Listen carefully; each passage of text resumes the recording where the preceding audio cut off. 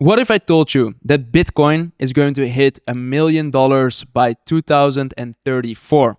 It sounds almost impossible, right? Yet there is a model that has been extremely accurate in predicting Bitcoin's price movements, and it's pointing at this staggering number. In this video, I'm going to break down how this model works and why it could be the most accurate tool that we have available to predict Bitcoin's future price movements. Stay tuned because this video might completely change the way that you look at Bitcoin. And before we get started, do me one quick favor, smash the like button if you're excited for the upcoming crypto bull market, and this will help me to reach more people like you for whom this video might be very valuable. And if you haven't done so yet, also make sure to subscribe to my channel because I'm going to be posting regularly throughout this crypto market cycle to help you to get an edge in this market and to help you to maximize your gains. And I also need to make the usual disclaimer over here: nothing in this video is financial advice. Always do your own research before making any financial investment or decision. All right, now let's dive in. The most accurate Bitcoin model predicts a $1 million Bitcoin by 2024. So in this video, we're going to break down how this works. This is really what most of you like to see someday. Imagine waking up, grabbing your phone on your nightstand, you open your portfolio, and you see that finally Bitcoin hit this magical milestone of $1 million per Bitcoin. According to this prediction model, that's going to become a reality by 2034. Now, what is this model and how does it work? Well, the old go-to model that many of you in the crypto space were looking at is called the stock to flow model. It's a statistical model that was created by a Dutch institutional investor called Plan B, and based on the available supply and the new supply that's being created by miners and the adoption of Bitcoin, he basically predicted Bitcoin's price. And this model has been very accurate, except for the previous bull market cycle. It completely missed its price targets, and many of you in the crypto space have criticized him for that and are claiming that this model is no longer accurate anymore. So don't worry, in this video I'm not going to focus on the stock to flow model. I do believe that it's still a very significant model, but there is a new model which is gaining a lot of popularity right now, and that's what we're going to discuss in this video. We're slowly going to work our way to creating a concept or a construct of this video so that you don't only can look at the chart, but you also understand how it works. You see, my goal with all of these videos, I can either make a very short video and just give you, exactly, I'm going to do this, you should do that, and make it very short and to the point. But I believe in the philosophy that you can either give a man a fish and you feed him for a day, or you can teach a man how to fish and you can feed him for a lifetime. My goal is to show you how to fish yourself. I don't want to make you reliant on me for the rest of your life for any financial decisions. No, I want to teach you how to think about all of these things yourself so that you can learn how to become a really great investor yourself. Okay. Now, I'm not sure if you've ever heard of the 80-20 rule. It's also called the Pareto principle. It's a famous Italian economist, and he did a lot of research about the economy, and he figured out that there was this ratio of 80-20.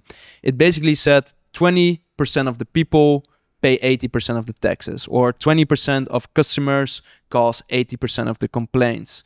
20% of the actions cause 80% of the results. So in population distribution, there is also this 80-20 rule.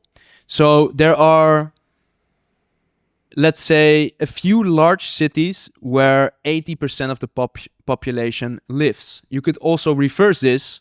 There are 80% of all of the towns are small cities, and it has only 20% of the population. So why are we suddenly talking about the population distribution? Well, I'm going to teach you about a concept called the power law model.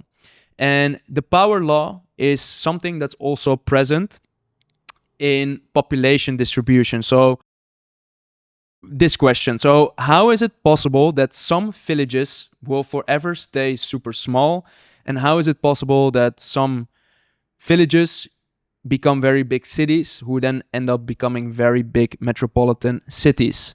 So this follows the power law, and the power law also underlies this predictive model, which I'm going to show to you and reveal to you later in this video, but we're going to work towards getting there.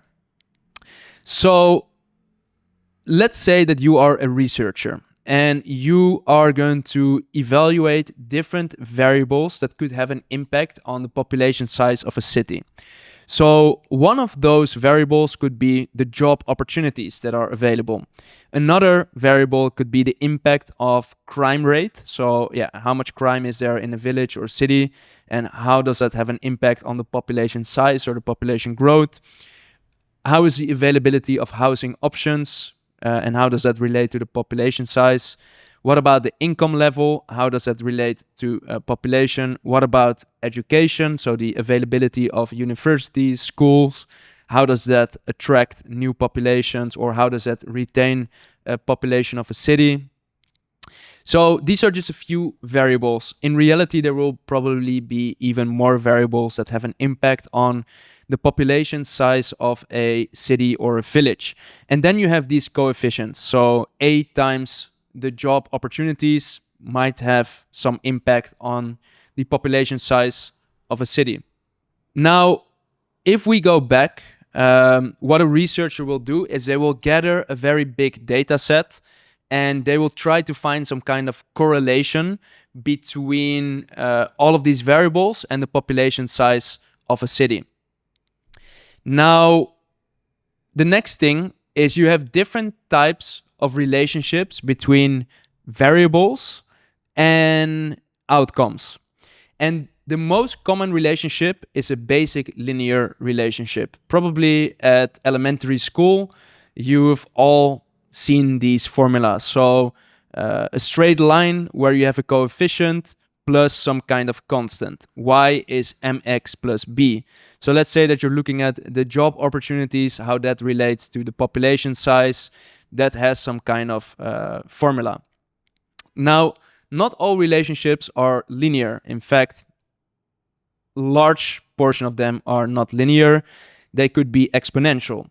So when you're looking at an exponential graph, so an exponential graph could be that a change in one variable could have a very large impact in another variable. Then the formula looks a little bit more like this. So y is equal to ab to the power x. So there's many more different kinds of relationships, mathematical relationships that can exist.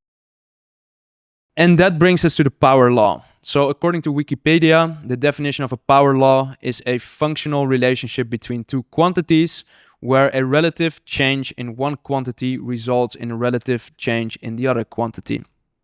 Okay, so far it's very easy. So how does this relate to the population change? So researchers came up with this large formula where many different variables had a linear or exponential or other type of relationship in relationship to the population size. And based on this formula, they could create a mathematical relationship between these variables and the outcome population size. So they could have predictive powers over how big a city or a village could grow and how big the population might become. Now let's look at the Bitcoin power law model, which is a similar construct to the power law model of a population. So here we see the Bitcoin power law model is being plotted. So how did they do this? Well, they took many different data sets from the inception of Bitcoin, and they put all of those data points into this data set, and based on this, they created a regression model. So whenever you're creating a regression model, you're trying to find the relationship between different variables and how they impact the outcome. And in this case, the outcome is the price of Bitcoin. So you can make a lot of different lines and graphs on this chart, on this data set, but one of these lines that they've created is this red line, which is the 50% quantile regression. This is also known as the fair value model. So it's basically taking sort of an average between the top data points and the bottom data points. And based on this, it's creating a fair model of where Bitcoin could be. And if you look at this chart, you can see that around 2034, we see that the fair value of this power law model is $1 million per Bitcoin. Now, that is what I mentioned in the introduction of this video, that this model is predicting that Bitcoin could go to $1 million per Bitcoin by 2034. But in fact, it is predicting that it could get there much faster. Here, you see Plan C, which is a Twitter account which has been involved in the creation of the power law model and is very actively posting about updates and developments. He believes that if you plot the power law model and you're looking at the 99.9% quantile and the 0.01 quantile regression, so basically those are the tops and bottoms of the bull and bear market according to this model. And if you're looking at the price swings within these bands, then you can see that in 2030, Bitcoin could hit almost 910K in the bull market cycle. And in 2034, it could hit almost 2 million in this bull market cycle. So somewhere in between, it might already hit $1 million Bitcoin. So you can make a lot of really interesting calculations based on this model. So this one looked at the fair value. This one looked at the tops and bottoms according to this model. Here, again, it's another prediction based on this model. So this looks at the current cycle peaks.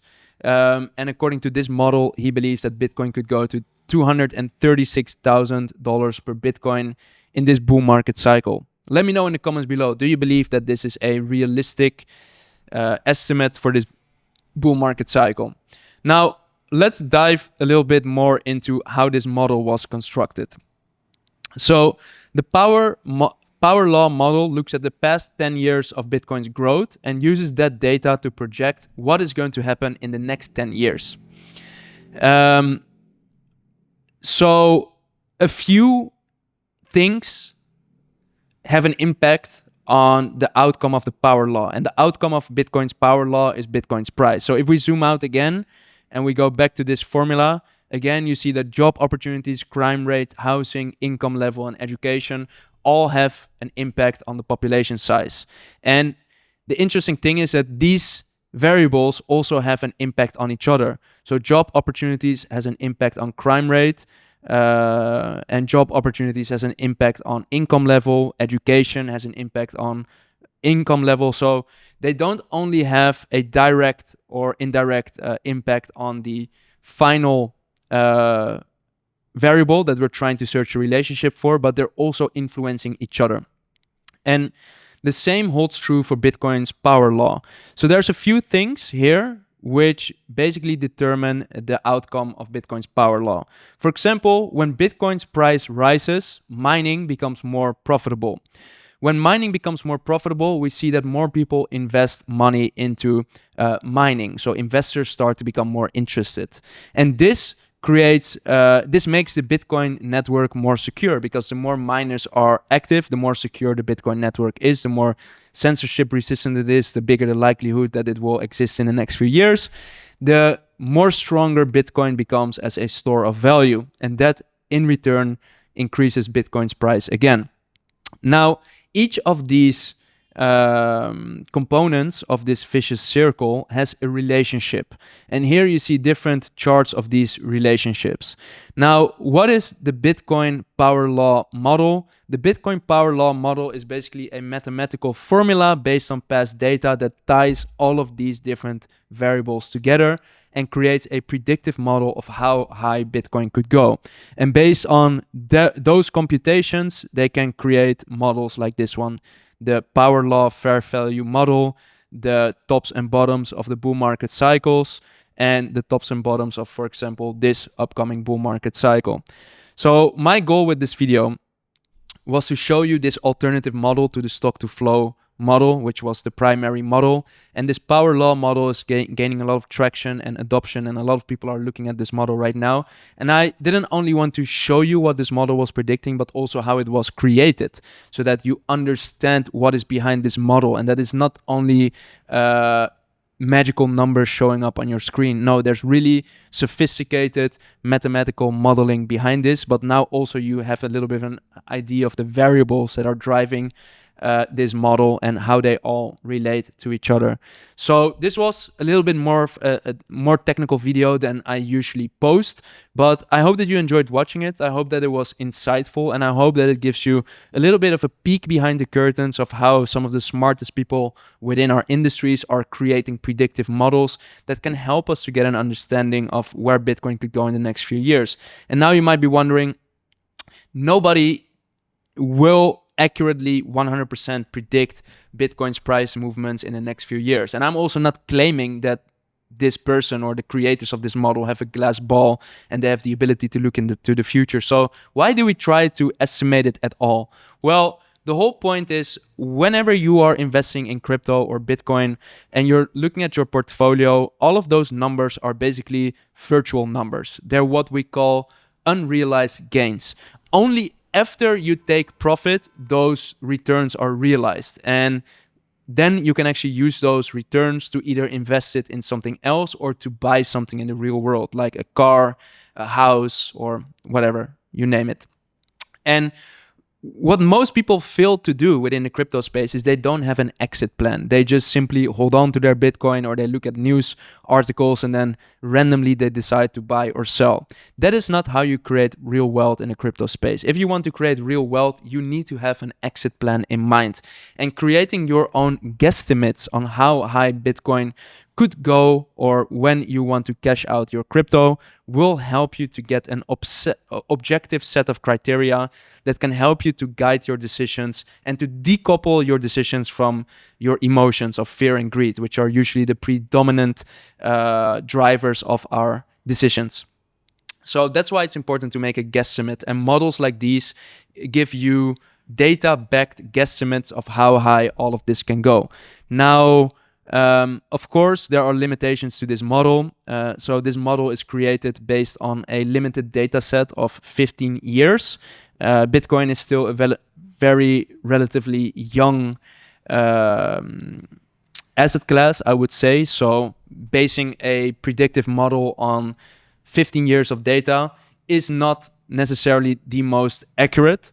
For example, if you look at the S&P 500, there's like 100 plus years of data available that you can make more and better predictive models on. But still, everything that we have to our availability, all the tools, all the resources, all the models, everything gives us just another piece of the puzzle, and everyone should make their own assumptions of how high Bitcoin could go or how high a particular crypto project could go. I myself like to look at Bitcoin because Bitcoin is still the market mover. Whenever Bitcoin goes up, then usually the whole market tends to go up. When Bitcoin goes down, then usually the whole market tends to go down. So that's why many of my own analysis and many of my videos are talking about Bitcoin, but you could almost generalize it to the crypto market in its entirety. So I hope that you enjoyed watching this video. If you did, make sure to smash the like button so I know that you got good value out of it. And if you haven't done so yet, make sure to subscribe to my channel, because I'm going to be posting regular videos throughout this crypto market cycle to help you to make sense of everything that is going on.